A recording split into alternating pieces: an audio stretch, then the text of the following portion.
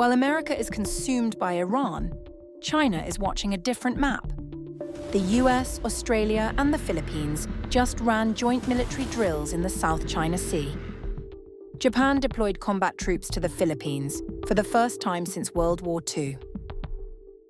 China sent its own warship, called the drill's trouble stirring. The Pacific is not waiting for the Middle East to finish.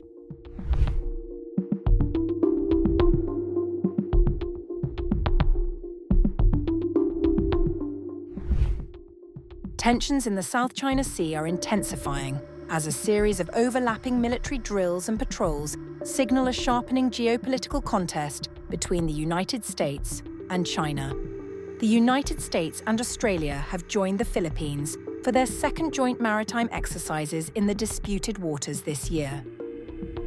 Conducted between April 9th and April 12th, the drills brought together warships, fighter jets, and surveillance aircraft in coordinated operations aimed at strengthening maritime defense capabilities. According to the Philippine military, the exercises reflect a growing alignment among the three nations, underlining their shared commitment to regional security and stability. The exercises underscore deepening defense cooperation among the three nations and their shared commitment to regional security. Manila deployed its FA-50 fighter jets, while Australia contributed P-8A Poseidon aircraft. The United States, meanwhile, sent the USS Ashland, a dock landing ship, highlighting the scale and seriousness of the operation. The drills also come just days ahead of the larger Balikatan exercises, set to begin on April 20th. This year's edition is expected to be one of the largest yet, with Japan joining as a full participant for the first time, alongside Australia and other Western partners. Japan's expanding role is particularly significant. For the first time since the Second World War, combat-ready Japanese troops have deployed to the Philippines, marking a major shift in Tokyo's defense posture. Analysts say this reflects a broader strategy to deter China and strengthen alliances across the Indo-Pacific. It is very hard to ignore that when the US is somewhat distracted in the Middle East, and thereby leaving what we will usually call a military vacuum, you will require regional allies to step up to the plate.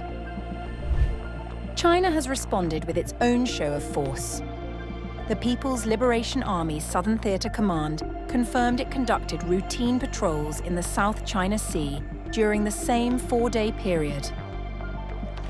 Beijing has criticized the joint drills, accusing the Philippines of inviting extraterritorial countries to stir tensions in the region.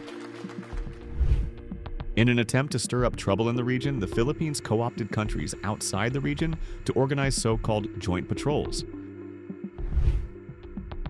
The competing narratives reflect a deeper divide. While the United States and its allies frame their actions as defensive and aimed at preserving freedom of navigation, China views them as part of a broader containment strategy, particularly along the so-called First Island chain stretching from Japan through the Philippines.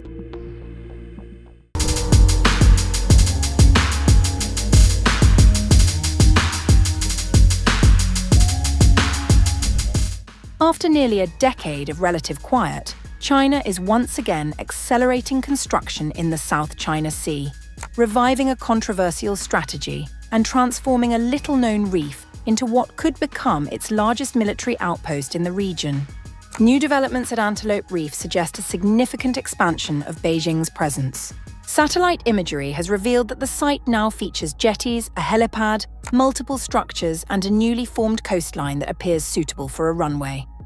Analysts also say the construction could include missile installations and enhanced surveillance systems, strengthening China's operational reach. Located in the Paracel Islands, an area firmly held by China but also claimed by Vietnam and Taiwan, the development has surprised observers, especially given the long pause in large-scale construction.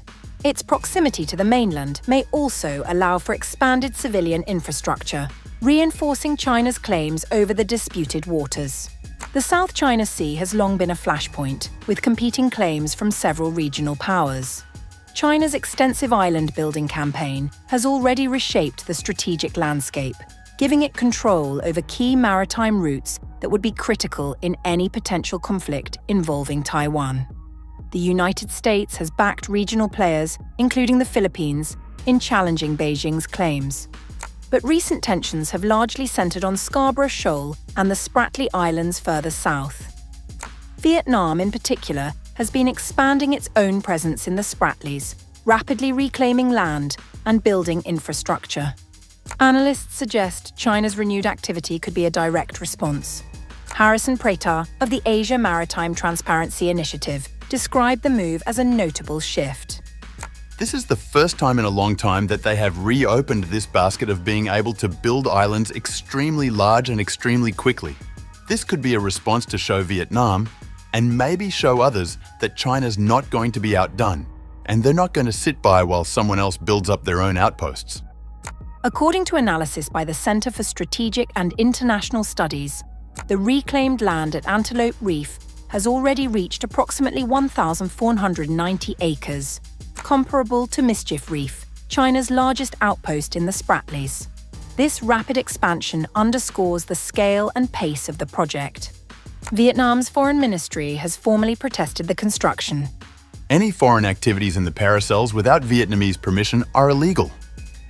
China, however, maintains that the Paracel Islands are its inherent territory.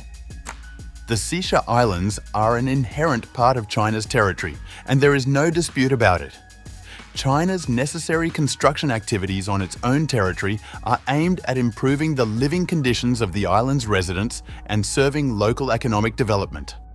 While there is no definitive international ruling on sovereignty over the Paracels, a 2016 tribunal decision in The Hague rejected the legal basis of China's broader maritime claims in the South China Sea. Despite this, construction has continued.